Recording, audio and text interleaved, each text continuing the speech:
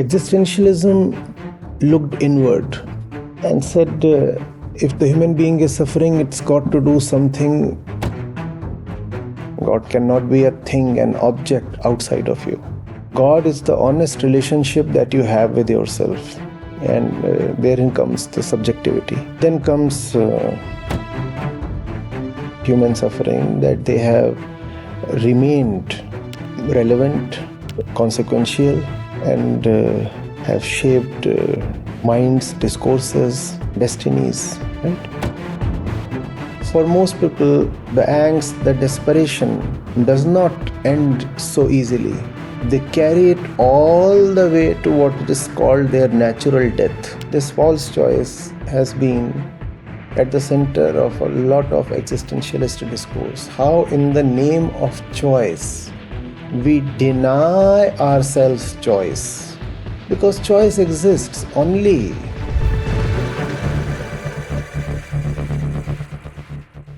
For a long period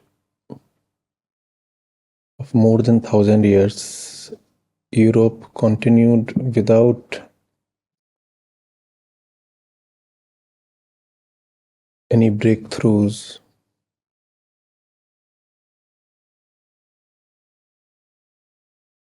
any radical growths in science, thought, or philosophy.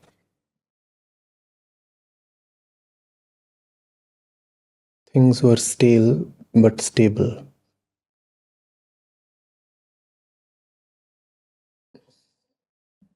Then comes one of the most important periods in world history.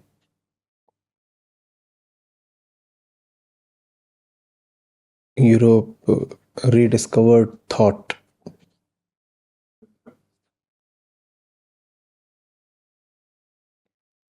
We know of that.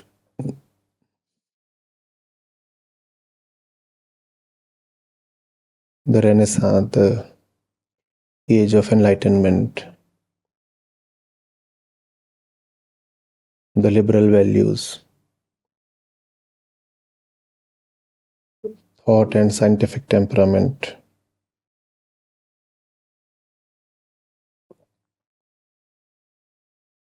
And suddenly, what was stable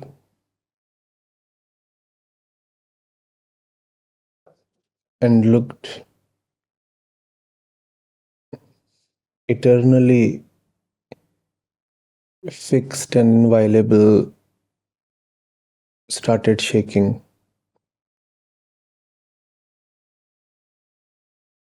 The old worldview could no longer hold.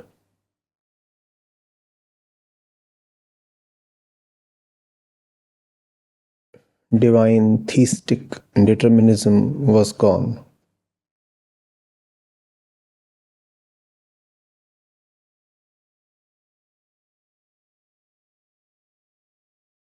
The philosophy that life is preordained,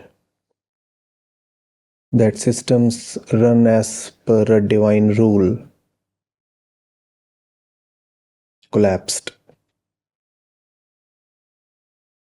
The world was not moving as per divine will. Science showed there were laws of nature that even gods could not violate.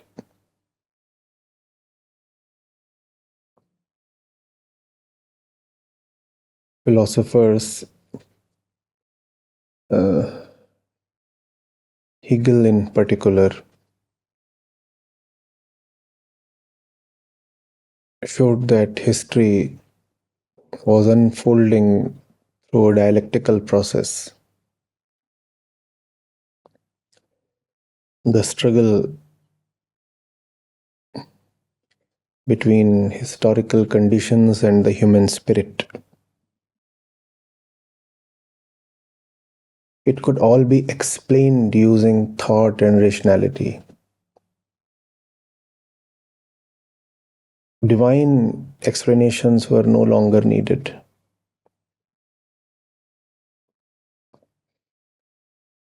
A new soil was being created, and this soil consisted of scientific explorations,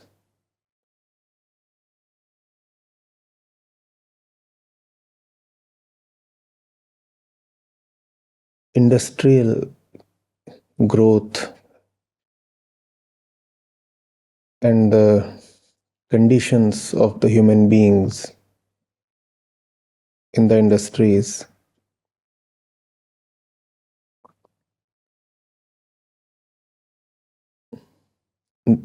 Spread of urban areas and the resultant urban lifestyle, which was very different from how the rural cultures had been experiencing it. And there was the urban alienation as well.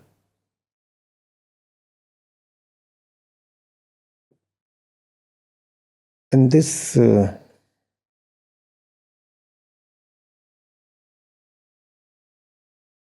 gave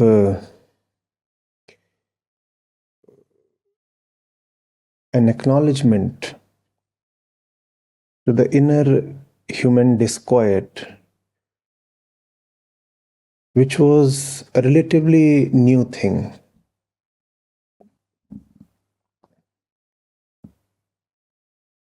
Not the disquiet is eternal. The new thing was the acknowledgement that there can be no scriptural explanation for the human condition.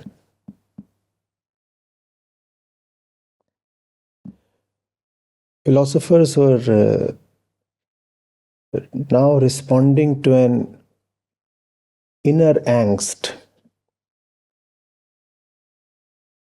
The essential human condition became the center of thought and inquiry and deliberations and writing.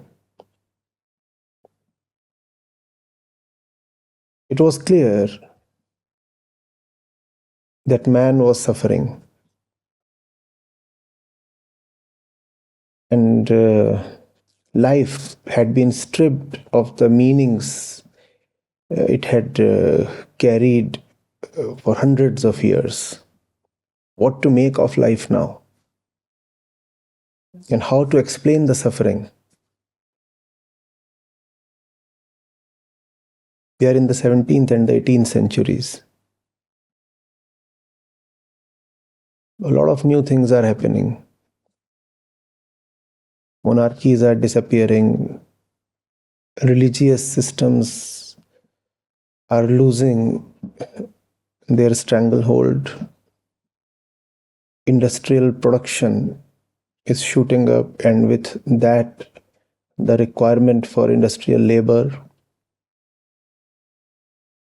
Wars, lots of wars. Even before World War I, Europe was embroiled in colonial competitions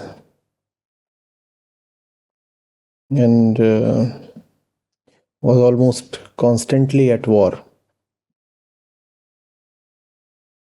So what to do? What to make of it? From this soil emerge two explanations for human suffering, two competing explanations for human suffering, and both remained highly influential. It's important to reiterate that both arose in an attempt to diagnose, to explain why the modern human being suffers, and if possible, to find a solution for the suffering. The two lines of thought were Marxism and existentialism.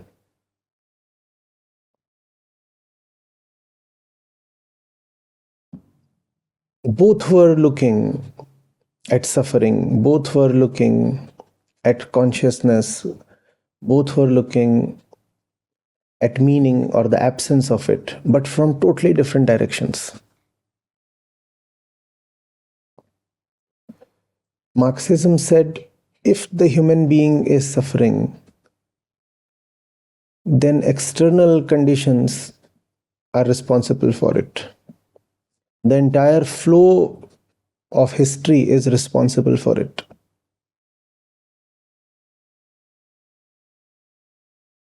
Existentialism looked inward and said if the human being is suffering, it's got to do something with something within the human being.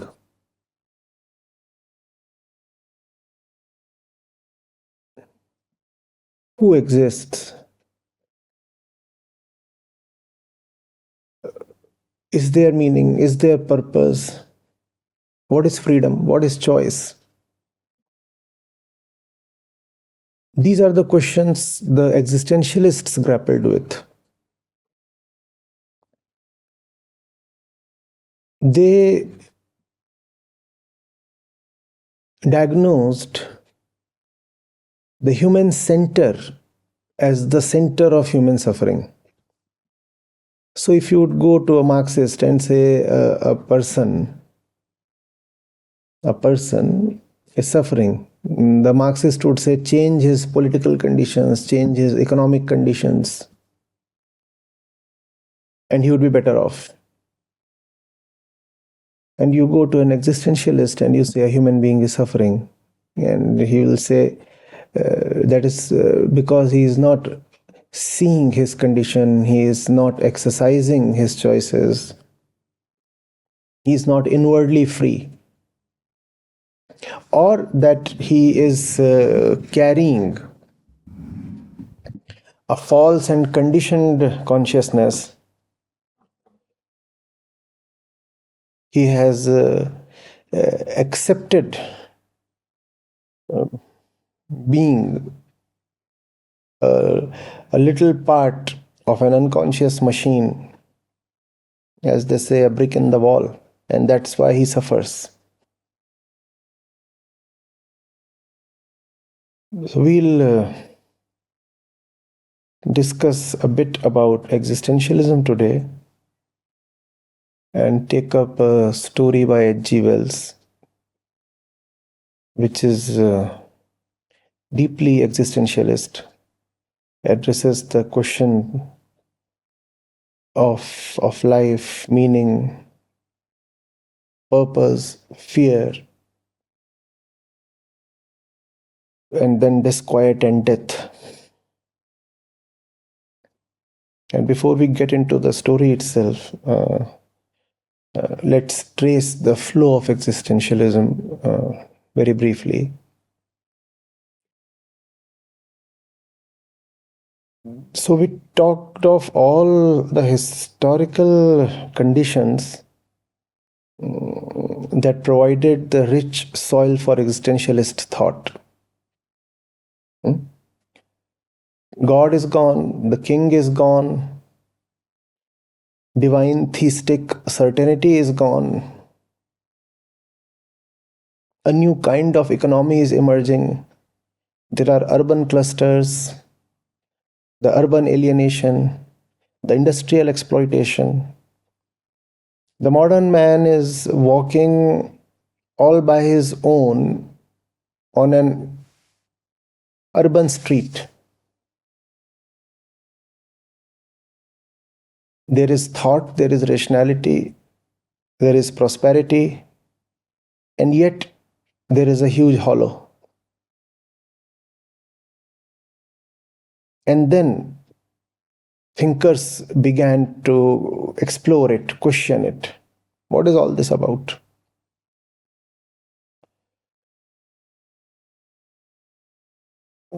Soren Kierkegaard, he is regarded as the father of existentialism, a very important name.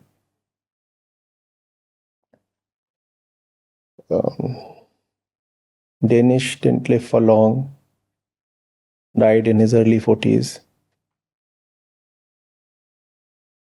was raised to be a priest. But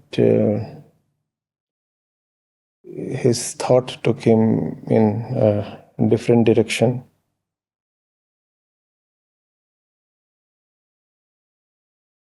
And coming from a theistic background, he said something very important. He said, God is not somewhere outside, God is within. He said, truth is totally subjective, which means God cannot be an object. God cannot be a thing, an object outside of you.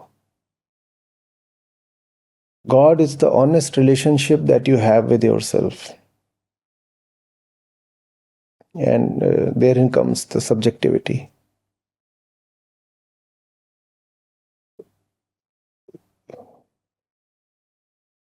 You looking at yourself very honestly, that is truth. And now something new has started. Philosophers have started looking, peeping inward. What is it that lies within us? What does it mean to exist? Existentialism. What does it mean to exist?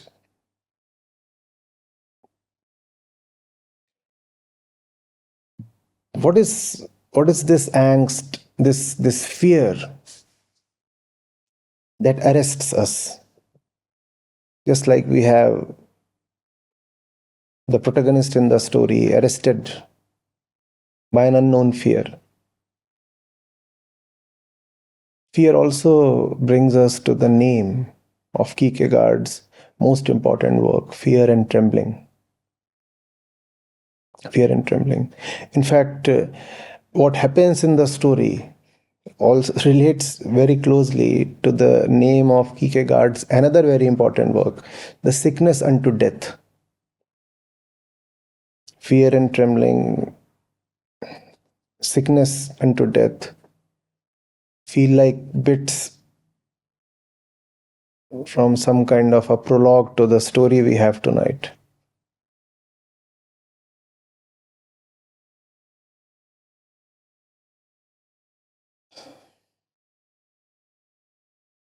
Then comes the very well known name Friedrich Nietzsche.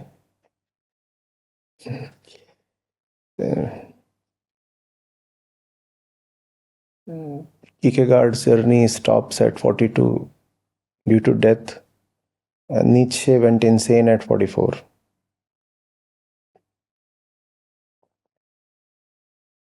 Kierkegaard started with God and turned into the human being, and Nietzsche declared God is dead.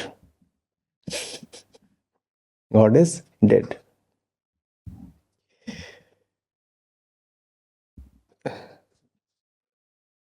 And we have already discussed Nietzsche a few times.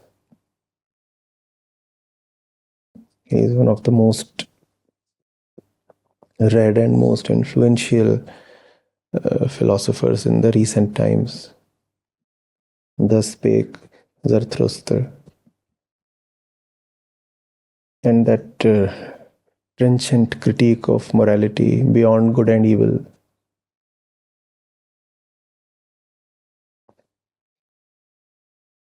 He was not just a good thinker, he was also a good storyteller. And he told stories in a way that was gripping like never before. And in that he actually set a precedent. existentialists after Nietzsche, so many of them, actually proceeded through stories, plays, poems, what they wanted to express came out more beautifully in verse and in drama than in essays. Think of Kafka, think of Dostoevsky.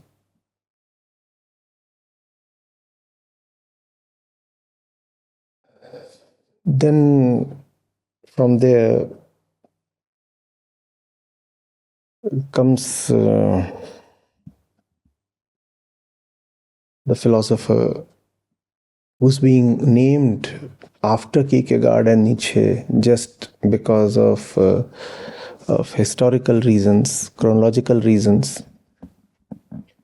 Otherwise, to me, he stands as tall as, or probably taller than anybody in the existentialist line, Martin Heidegger.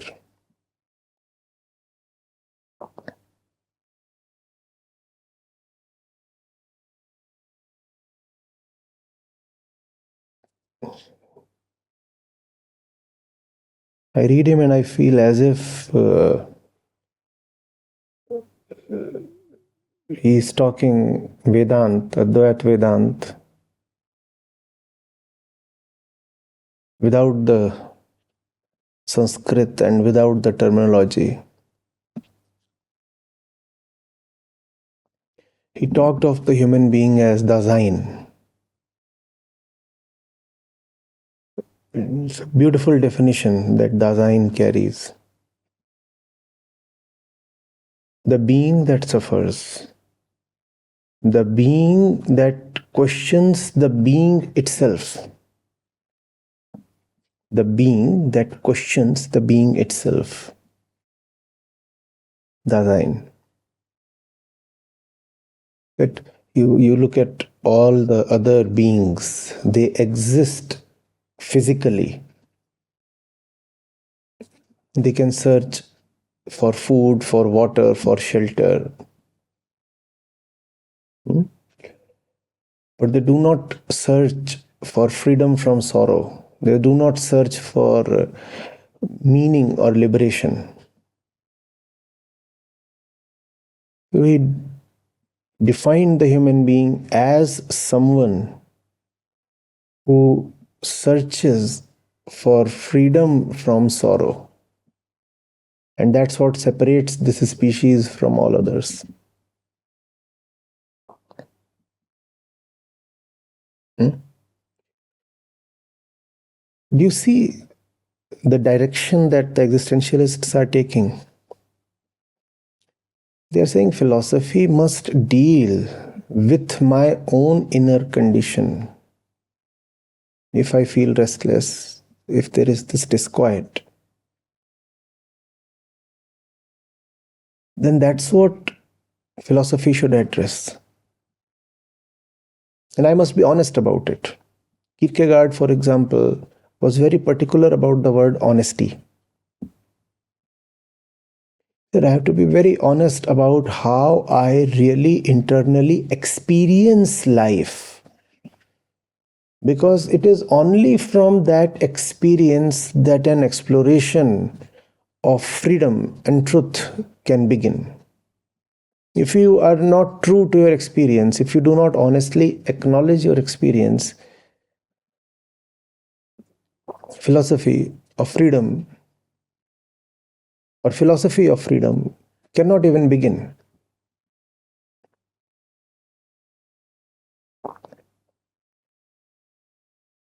Then if we look at the next most important name, it would be of Sartre. Sartre and Simone de Beauvoir. Jean-Paul Sartre. Being and nothingness. It's beautiful how Heidegger would see the inner one as a construct of time. That actually comes from Hegel, when he says the self is not a fixed entity but a product of dialectical historical conditions. So Heidegger wrote Being and Time. And this self that was seen as a product of time was then negated by Sartre as being false, totally false. False because it cannot ascertain its own purpose, its own meaning, its own existence. He wrote Being and Nothingness. No Exit is his other popular work.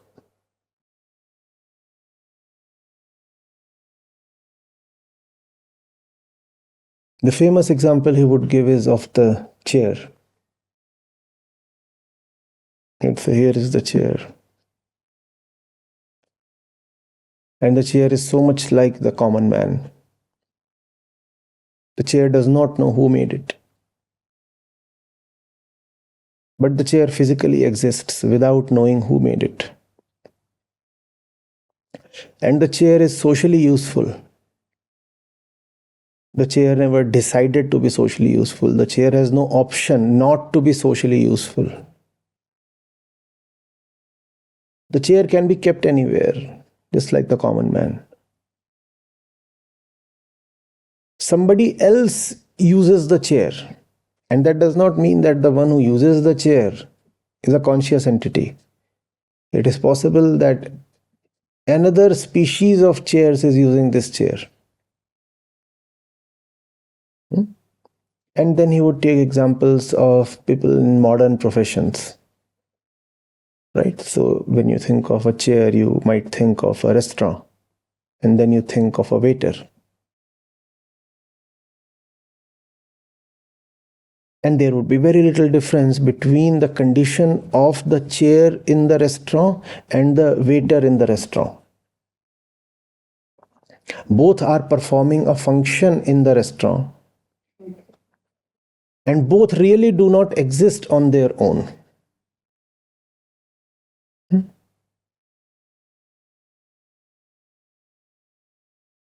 Just that the chair cannot suffer, but the waiter suffers. The waiter keeps suffering, yet the waiter cannot give up the chair life.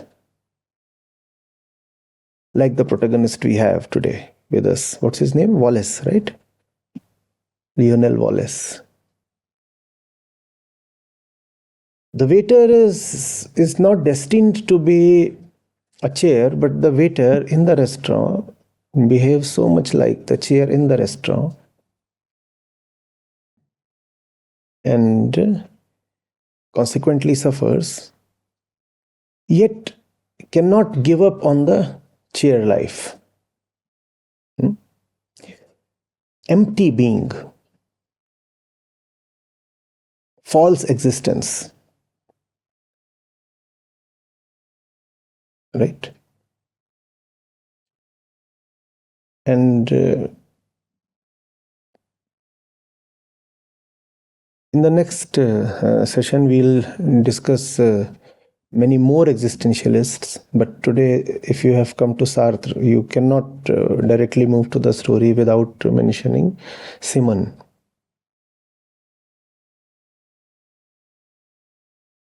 So she is a thinker, she is a writer, and she is a feminist. We know, we have discussed in the community, she is best known for her work, The Second Sex. But there is another important contribution that the curious amongst us must read: The Ethics of Ambiguity. The Ethics of Ambiguity.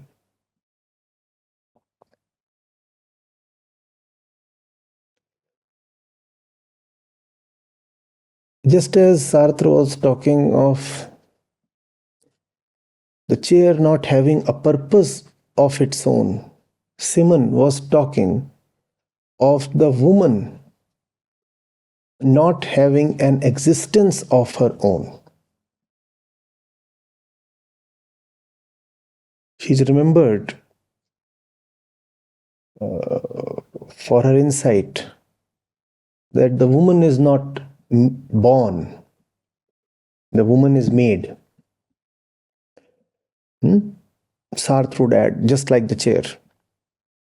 Just like the chair. Somebody else made the woman. And the woman does not even know who made her because of lack of inquiry. That's what the Vedanti would add. For the chair, it is impossible to get into her being, know the whole inner structure. But the woman can know that. However, fear prevents the woman from knowing what's going on within. Fear is a very important theme in existentialist literature. Very important theme.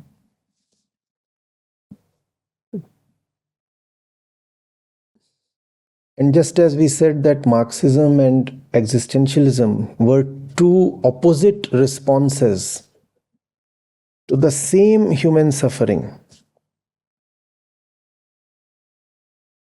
similarly, existentialism runs very parallel to absurdism and nihilism.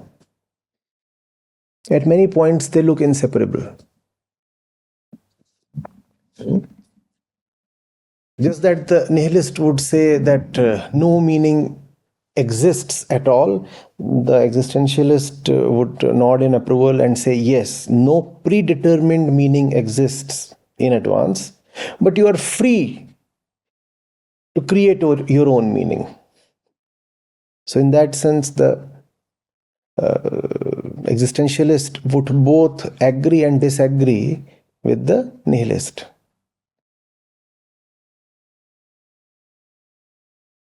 It's interesting how existentialism, because it proceeds through self-inquiry, has survived, whereas Marxism has declined. And we said these two were running very parallel to each other. Hegel, for example, can be said to be the precursor of both, though in not the same way. So when, for example, Marx was writing The Capital, that was also the time in the middle of the 19th century. That was also the time when Kierkegaard was writing his works, Fear and Trembling and The Sickness unto Death. Much the same period.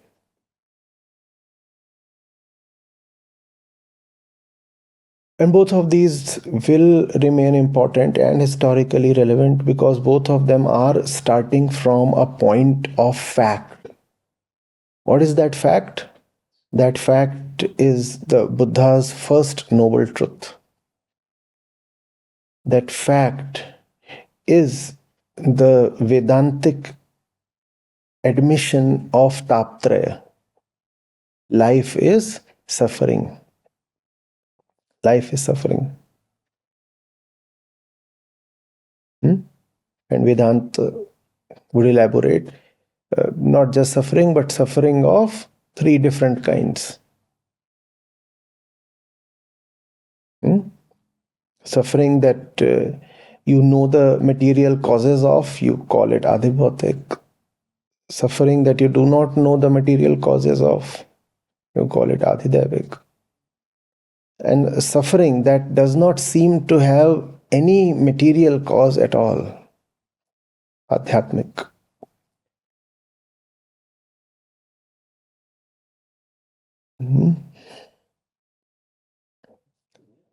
So it is because both Marxism and existentialism arise from an honest desire to exist human suffering that they have remained relevant, consequential, and have shaped minds, discourses, destinies, right? Because the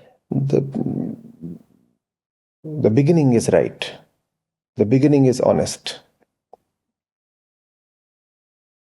There is both intellectual rigor and heartfelt compassion in the beginning itself. We are not philosophizing for the sake of it.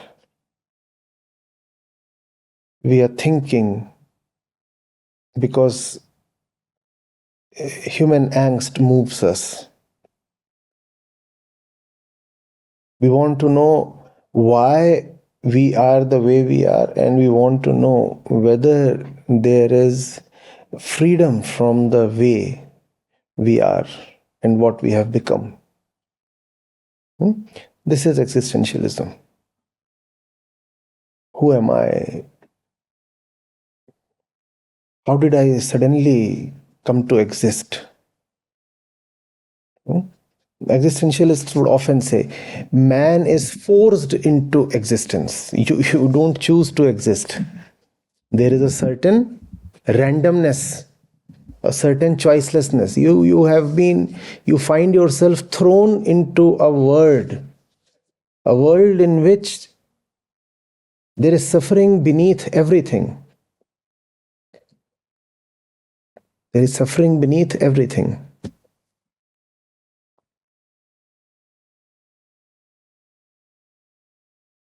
For the next few sessions, we'll take up a few more stories and keep discussing the existentialists. Let's get into the story for today. The original is far longer and includes a fairy-like appearance, a woman behind the mysterious woman behind the door, the green door. What you have with you is an abridged version, but this version is sufficient to initiate the exploration.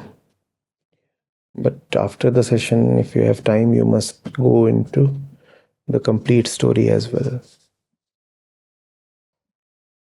I'll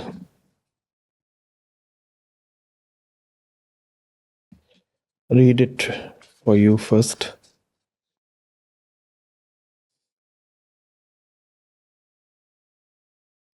Lionel Wallace was a successful public figure, admired for his intelligence and ambition. Yet beneath his achievements lay a private sorrow, a longing he never confessed except once, when he told me the story of a strange green door he had first seen as a child. He said he was 5 years old, wandering alone in a quiet West Kensington street, when he came upon a high white wall. In the wall was a small green door with an old brass knob. There was nothing remarkable about the street, yet the door radiated a promise that stirred something deep within him. He felt an irresistible urge to turn the knob. Inside, he stepped into a garden filled with soft colors and warm sunlight, a place that felt utterly real yet dreamlike. Flowers glowed with impossible hues. The air was gentle and alive. Strange, friendly, panther-like creatures approached him, not with menace, but with childlike affection. He felt no fear. He felt, perhaps for the first and the last time in his life, completely at home. A beautiful being appeared, kind-eyed, and took him by the hand. That person seemed to know everything about him, his joys and fears, his loneliness, even his stubborn pride. Lionel was guided to a gallery where images on the walls shifted and moved, showing scenes from his past and glimpses of his possible future. He felt as if he were being understood from the inside out, accepted without judgment. For a few moments in that place, he felt loved in a way no human world had ever loved him. But the vision ended abruptly. Someone from the outside world called his name. The garden dissolved. The green door vanished. He found himself again in the street, his father angrily questioning him. From that moment, Wallace began to live in two worlds: the practical world that rewarded discipline and achievement, and the hidden world of the green door, the world that had touched his soul. As he grew older, he became a brilliant student and an unstoppable political climber.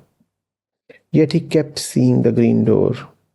Once at age 12, again at 14, again at 17, each time in a different street, always when he was alone.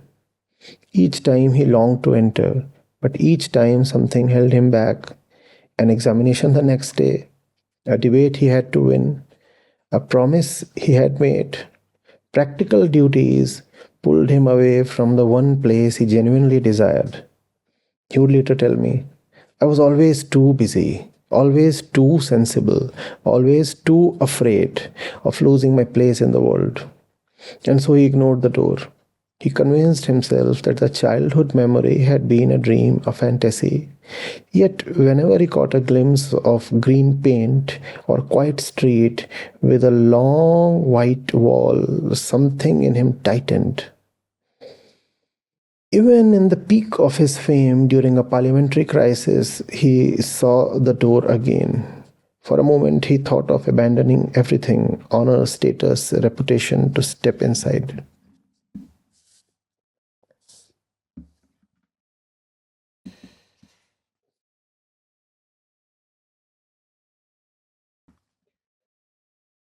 But he hesitated. Responsibility pulled him back once more. The crisis passed, his prestige increased, but the inner ache only grew. When Wallace finally told me the story in confidence, he looked both proud and broken. He said the door had appeared to him a final time only a week earlier. He had been walking alone after a heated political meeting. It was late at night. In a narrow, quiet lane, he saw it again. The familiar green door with the brass knob shining faintly in the darkness, as if patiently waiting for the child he once was. I was so tired, he said, tired in a way no sleep could cure. Yet, even then he hesitated.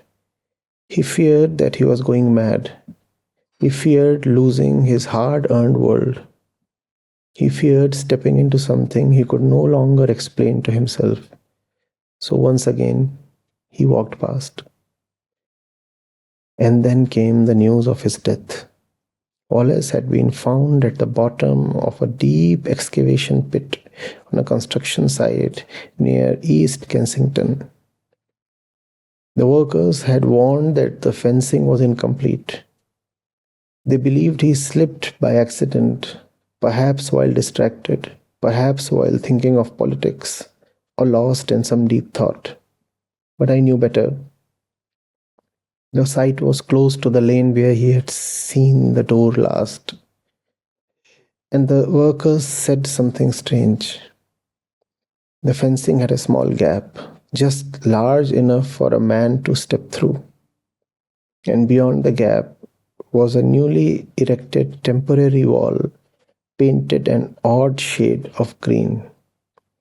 Did he see it again? Did he think the door had returned for him at last? Was it hope that pulled him forward, or despair, or some deep, uncontrollable longing? I cannot know. None of us can. In my view, Wallace was passing through that place, already fractured, already withdrawn from the world, searching not for achievement but for his true home. He was moving away from ordinary life, driven by the old yearning for the garden that had once called him with such tenderness, the garden he kept refusing throughout his life. He longed again for that soft light, for those gentle creatures, for the solitary face that had known him from within. Wallace sensed that it was too late, that the green door was closing forever, that the invitation that he had ignored for decades would not return. In some moment of deep restlessness, an excess of desperation arose in him, the urge to undo the lifelong mistake. And perhaps, in the final instant, with the innocence of a child, he felt that he was at last going home. And perhaps he did. The tragedy does not lie in the death at the end. The tragedy lies in dying to what was possible throughout his life.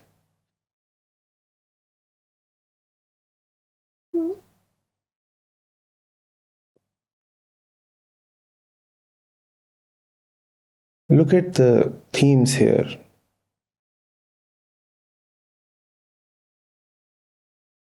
One is restless. Yes, one is restless. That's what the story begins with. One is restless. This is a classic existentialist story, and a very simple one.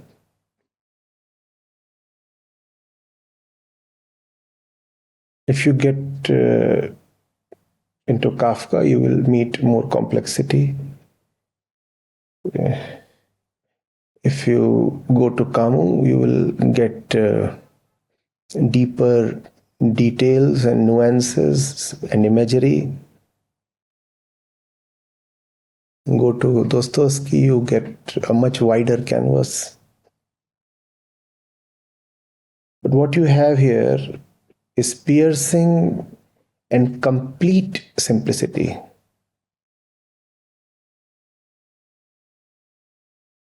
Simple, straight, yet complete in its description of what modern human life is like.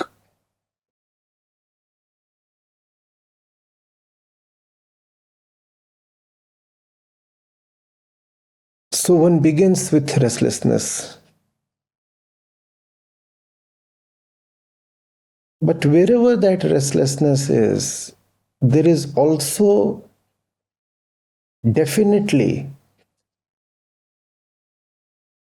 a possible solution that exists. Wherever there is a Lionel, there is also that green wall with a gate and a brass knob. It is impossible to have the existence of thirst without the existence of water. If restlessness exists, that door leading to freedom from restlessness and fear also definitely exists. And that door shows up not just once.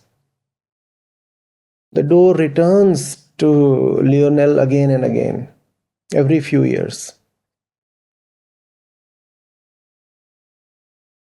The door is not difficult to access. One does not have to deliberately find the door. The door shows up on its own. The door does not wait for one's invitation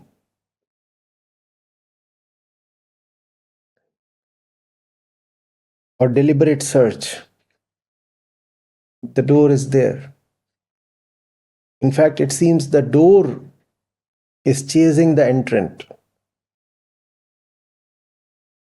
Lionel did not ask for the wall or the door or the garden or that soft sunlight or that fearlessness. It came without asking.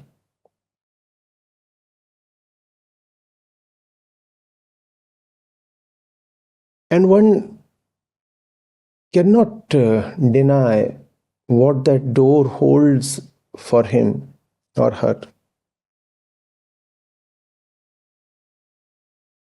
There is a certain charm there, as if the door is destiny.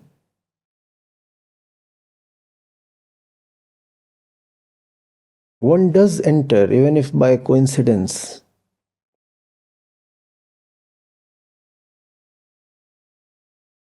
And then begins the tragedy. The suffering one is born with is not the tragedy. Death is not at all the tragedy. The tragedy is to enter and then retreat.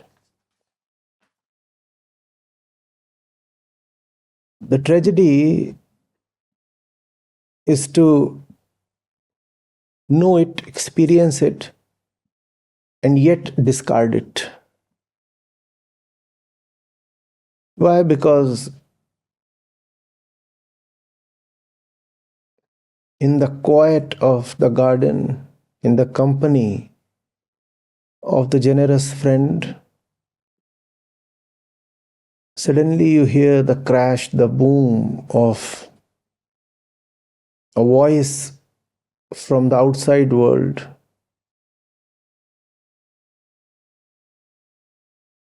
asking you to obey or fulfill your responsibilities.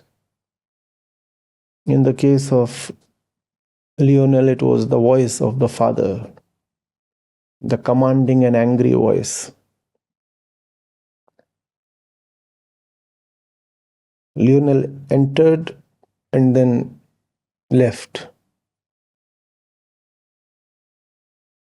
The gate, however, the wall and the door,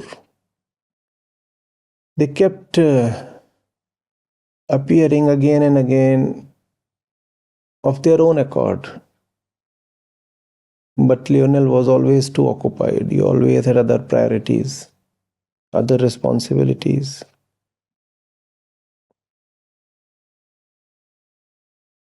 Excelling in a debate, for example, became more important than realizing one's destiny.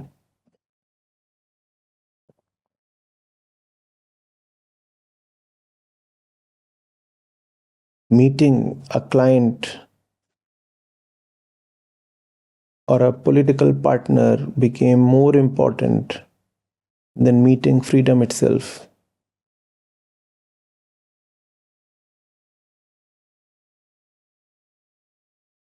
Attending office, a business became more important than attending to one's inner wounds.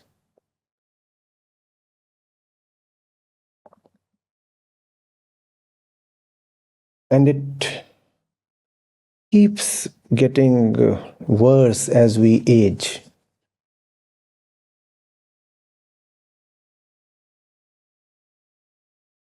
And the frequency of the appearance of the door reduces.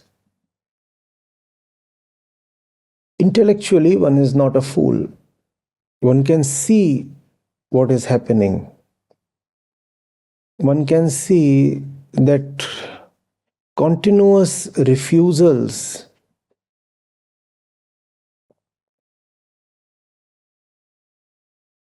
are shutting the door upon him.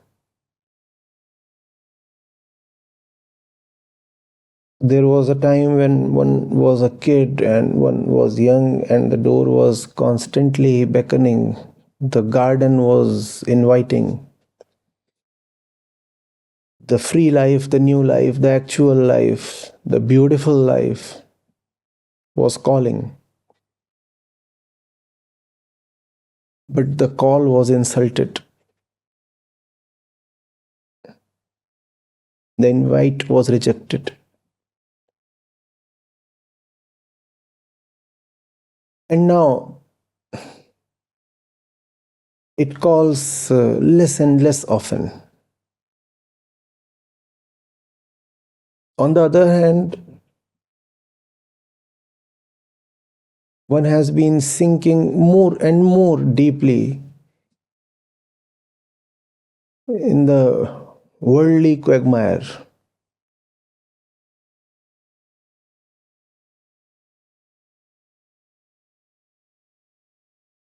What has been refused, however, can never be deleted from consciousness, because what has been refused lies at the very center of consciousness.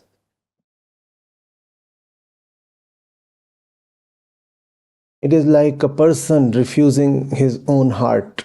How can you do that? You are the periphery. If you exist, your center exists. How can the periphery deny the heart its own center? The invitation you have been constantly rejecting and refusing is not to some place outside of you. It is an invitation to who you are. It is an invitation to meet yourself. It is an invitation to realize the meaning and purpose of life.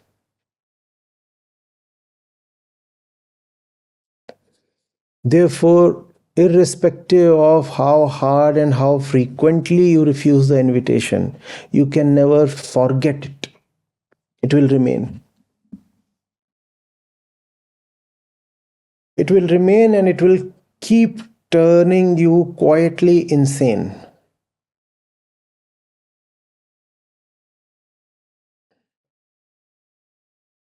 In some sense, Lionel is lucky. His physical life ends. For most people, the angst, the desperation does not end so easily. They carry it all the way to what it is called their natural death. They carry it continuously without ever gathering the honesty and courage to accept the invitation, to accept their destiny. They live a very fractured life. They will say yes. What's behind the wall is beautiful. It's beautiful, and I would not trade it for anything.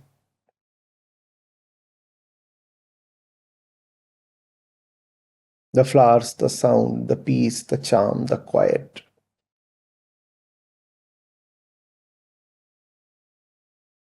The sun, the love, the understanding. For the first time there, I met someone who could read me, who knew where my thoughts and instincts and hopes and desires and fears come from. It was all so surreal and yet very authentically real. More real than any of this worldly stuff we call as real life. Yes, it was incomparable, ineffable. Yet I won't go to it. Yet I won't choose it. I won't choose it. This false choice has been at the center of a lot of existentialist discourse. How, in the name of choice, we deny ourselves choice. Because choice exists only if the chooser is free. If choice is dictated by inner compulsions, where is choice in the first place? You are just labeling your compulsions and fears as choice.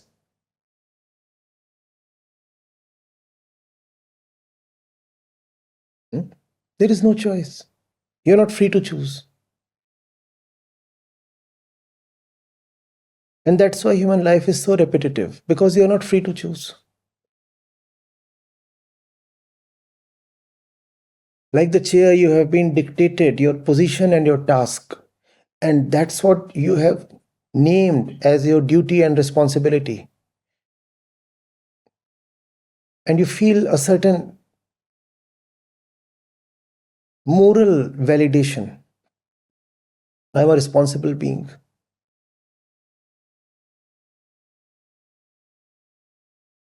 Existentialist literature is a big criticism of pop morality. What the masses call as moral.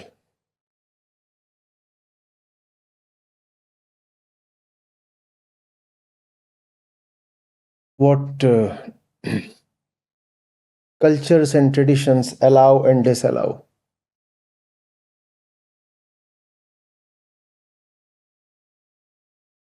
So, acting smart, acting safe, we keep refusing the invitation.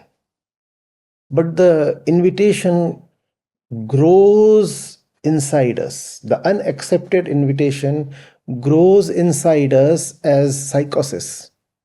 It turns us insane. One could argue that this is the primary cause of all insanity.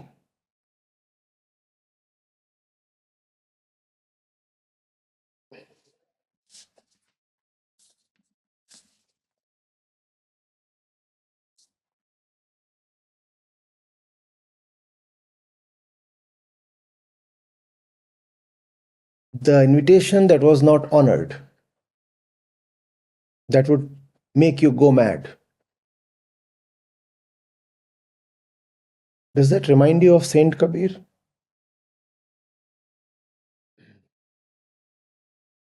Ram Viyogi ना जिए जिए तो बाउर होए. The one who has chosen to distance himself from the truth will not survive even physically.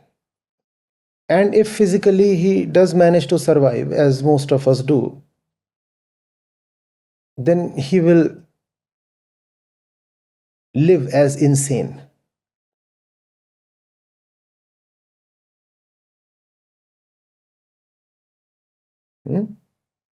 Baur, bawla, insane, mad. And we find that madness taking over Lionel in the final stage, the climax of the story. He is found dead in a ditch. People thought he just stumbled or he was distracted.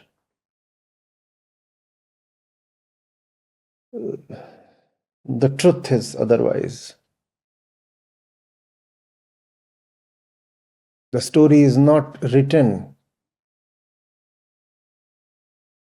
to instruct us to walk safely on streets. Surely Lionel did not die of a traffic accident.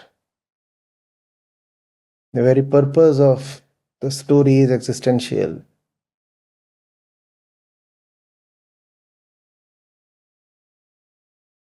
the call of the garden, the unaccepted call of love and understanding, made Lionel go mad in that moment. He was returning from a particularly useless, meaningless, hollow, trite political meeting or debate. And since we are not absolute fools, there are moments when we can see the futility of it all.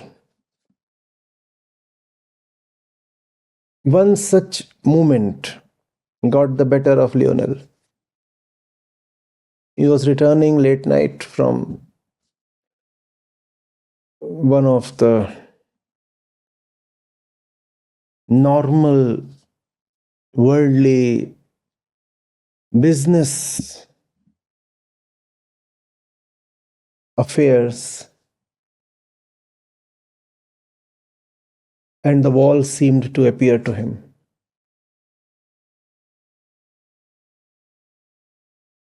He was so consumed, so fed up, he wanted to get away from it all. He said, I have made a mistake, and the mistake is only compounding. The appearance of the door is becoming infrequent, and I cannot bear it anymore, because staying away from the garden would mean subjecting myself to nights like this continuously. I don't want to be subjected to all this. When the option to be free, when the option to be in the garden is available, I want to exercise that option.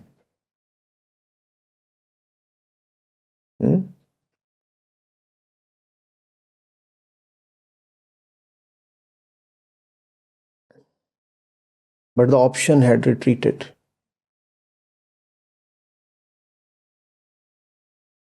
The option had retreated.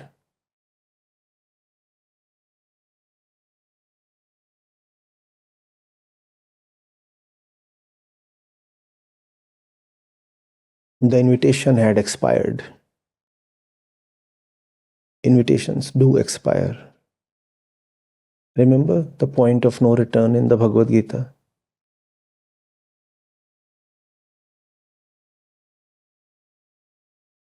The invitation had expired. What was available was physical non-existence.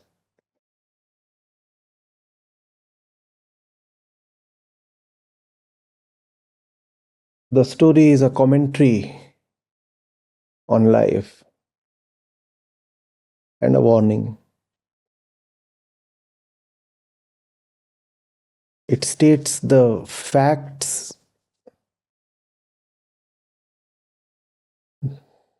what we choose among the options available and the consequences thereof. Simple. The garden is not metaphysical. The garden represents a possibility, a tangible, factual possibility in this life itself. The garden does not lead to any other world. The garden represents to you the highest that is possible to you right now.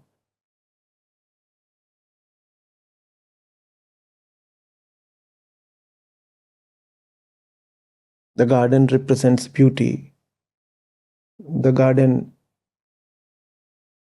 means to be seen, to be understood, to be loved in the right sense of the word. That's what the garden stands for.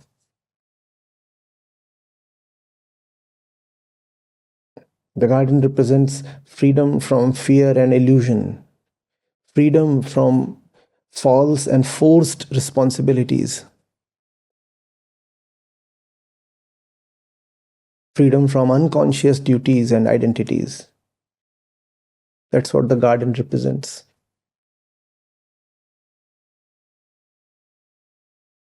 So I hope you are not taking the garden as something unreal, something utopian, something metaphysical. No. The garden is not an ideal, not an imagination. The garden is destiny itself. The garden is more real than what we call as real life.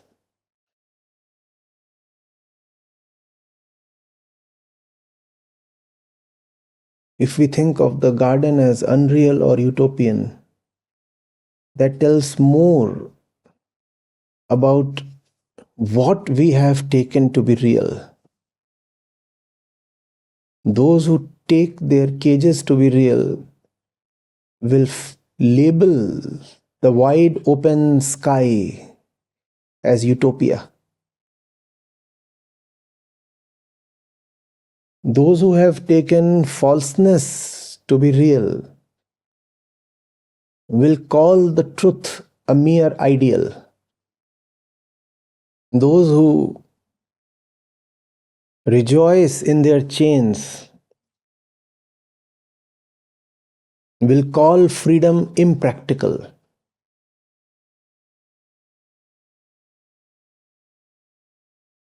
Remember, what you reject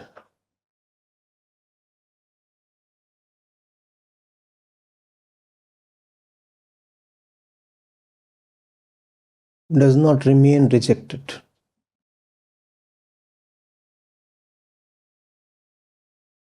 Truth is your very center. It is not available for rejection. You reject your own truth, your own center, your own heart, and it will grow inside you as a cancer. The greatest solution, the best medicine will become your cancer.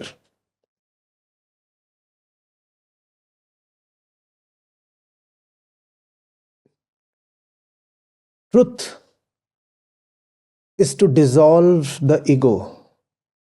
Reject truth, and the rejection grows inside you as the cancerous ego. Isn't it obvious? If you are rejecting the truth, what are you espousing? You are espousing the cancer that the ego is.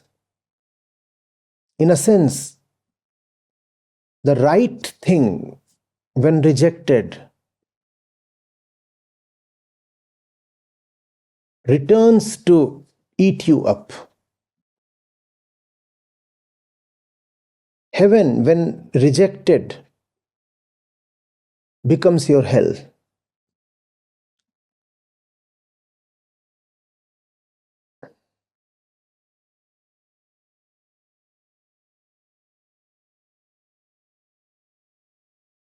Hell can be rejected, and once rejected, it can stay rejected. But because as Sartre said, hell is others, hell is external. What is external can be possibly rejected and probably must be rejected. But truth, that I'm calling as heaven, that is symbolized by the garden in the story. The truth is not something external, and what is not external cannot be rejected. Why are you even trying? Drop the struggle. Most of us are spending most of our energy competing with the truth, struggling against the truth, fighting the truth, trying to keep the inevitable at bay. You will not succeed. You cannot succeed. Think of a man fighting against his heartbeat. Can he succeed?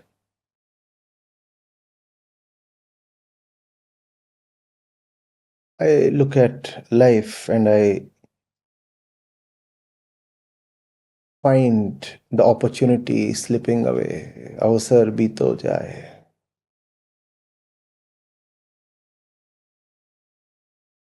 That saddens me, angers me, frustrates me. I look at faces, I see what could have been possible.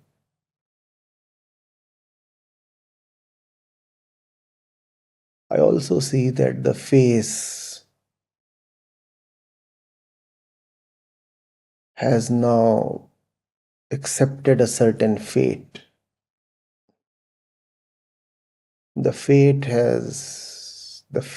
has fate writ large all over it.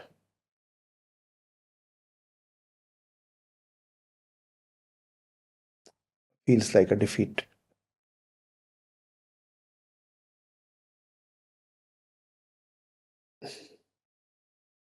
Because the opportunity does not last. The sun will set.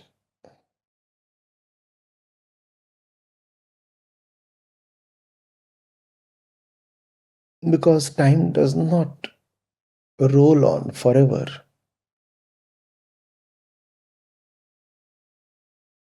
Because the invitation does expire.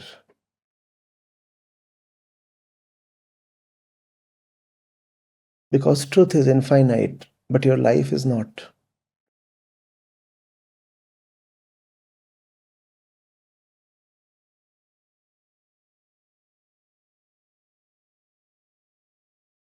Had you not known what is possible to you, you could have been pardoned, spared. You know what is possible to you. Not only is the gate open, life is providing you guided tours to the garden. Come on, please enter. It's a free tour.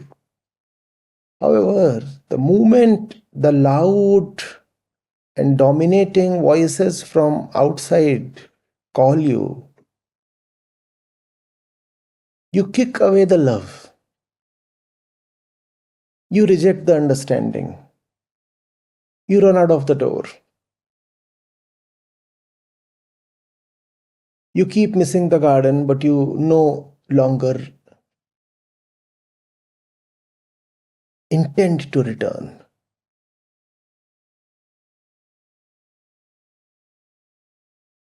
You probably do worship the garden, but as a mere fantasy,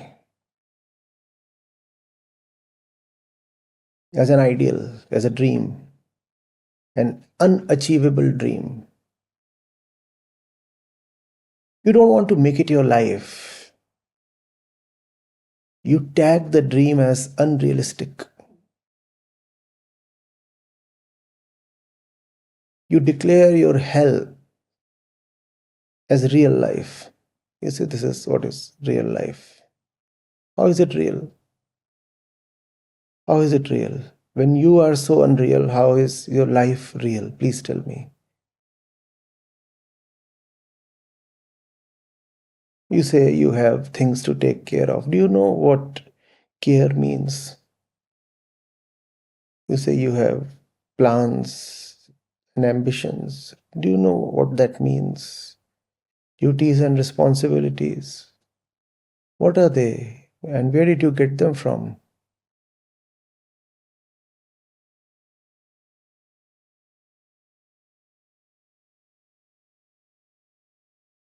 But you sacrifice your destiny on the altar of desire.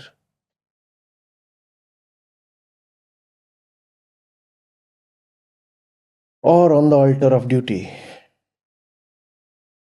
I will not keep my date with destiny because you see, I have desires to fulfill. Or I will not keep my date with destiny because I have duties to fulfill.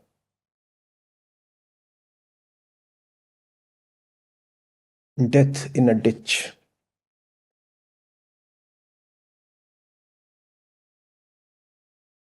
Hmm?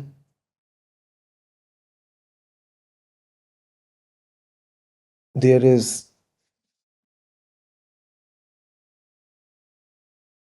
the moment, the episode when the wall follows you and the door opens up for you, and you keep rejecting it too long, and you find yourself desperately looking for the door, and the door is nowhere. And then instead of the door, you fall into a ditch. I'm Suraj, and I've been part of this Gita community from last 1.5 years now. And my question from today's story is: as Lionel keep declining the invitation and reach to certain desperation to attain the truth, but it was too late. He reached to no point of return here.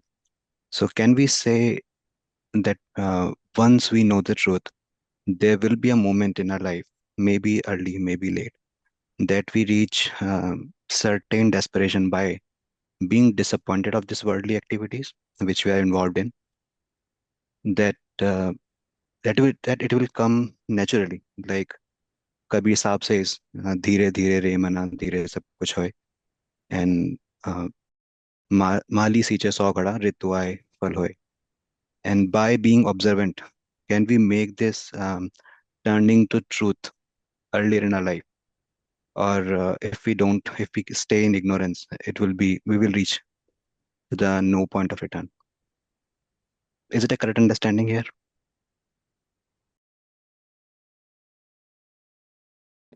You allow the sickness to worsen,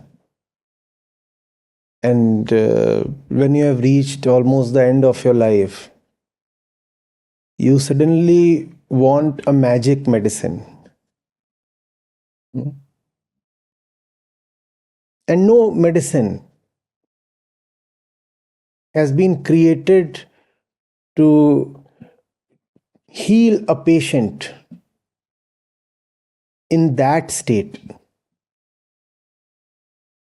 Medicines exist in the preventive way. Then there are treatments and cures.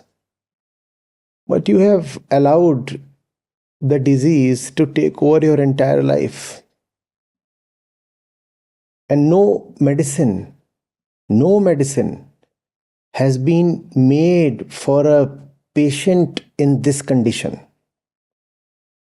But because the sickness has deeply worsened, so the patient grows desperate. The patient says, "It hurts me much more badly now. I want to try something, anything." So the patient tries an overdose of whatever medicine is available. Because the patient is now hallucinating. Not just an overdose. He tries an overdose of a wrong medicine. How will it help? And why should the question not be, why do I want my sickness to fester and linger and worsen to that point? Should that not be the question?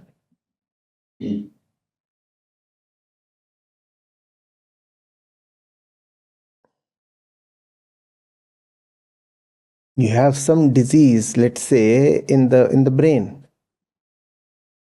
And if the disease grows beyond a point, even your capacity to clearly see and think will be gone, right? Because it's the disease in the brain itself. And now when the disease has grown so much, you want to use the same brain to look for a medicine.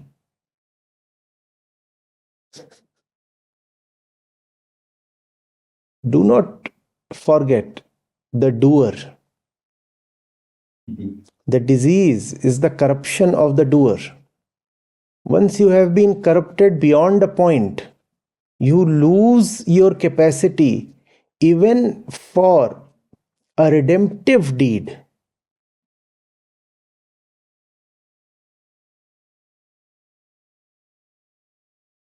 Because the disease is not in the body, the disease is in the center itself. The ego is the disease, right? You allow the disease to progress beyond a point, and the doer becomes incapable of the right deed.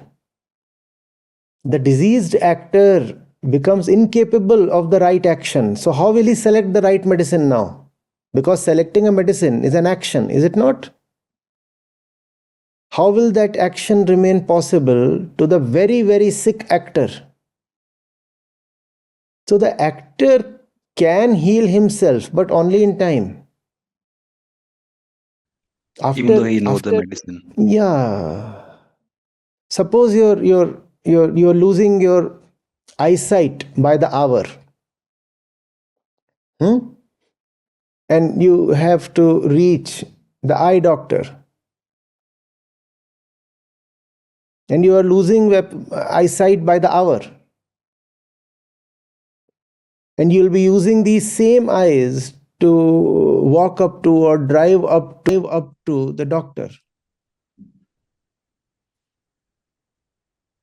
Do you want to wait till the next morning? Do you want to say धीरे धीरे रे मना धीरे सब कुछ होए? Yeah. Go and grab the doctor before you lose it fully. You still have some light remaining. So walk home before the sun fully sets.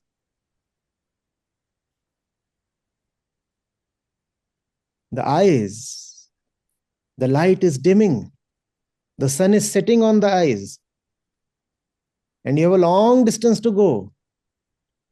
Instead of saying it will happen in due course when I will be 75, and after I have enjoyed and consumed the world as much as I want to, then, maybe that great utopian door will open for me on its own. God is merciful. Yeah, the essence of the question was, if I keep fighting this war, the Cold War, with my own desires, will there be a point come? Because the door is the truth, the final destination. No, the door is not just the final destination. The door is the moment to moment lived reality. You have to choose it continuously. There is not one door. There is a door every second. Mhm. There is no finality to it. So each time we choose the truth and we Obviously, the door opens both ways. Your protagonist, Lionel, he entered and he left.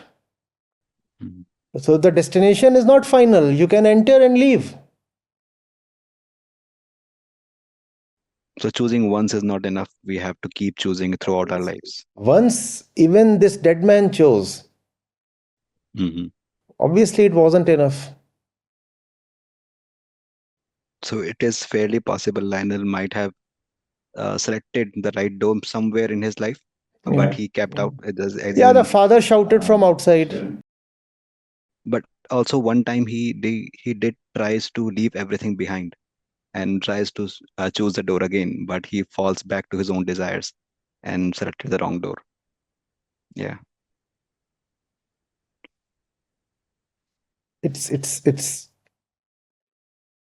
like closing your eyes in love and then forbidding them from ever opening again. That's what you need.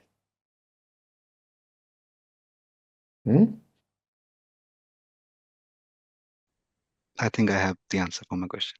Welcome. धन्यवाद Welcome.